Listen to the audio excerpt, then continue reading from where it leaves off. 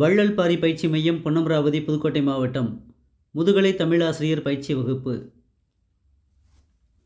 நெடுநல் வாடையை இயற்றியவர்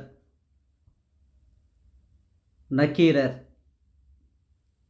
நெய்தல் நில தொழில்களில் ஒன்று உப்பு தயாரித்தல்.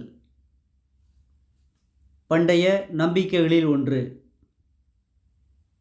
நற்சொல் கேட்டல். நிமித்தம் காண உதவும் மரம் உன்னம். புலவர் பாடாது வரைக என் நிலவரை என்றவன் பாண்டியன் நெடுஞ்செழியன்.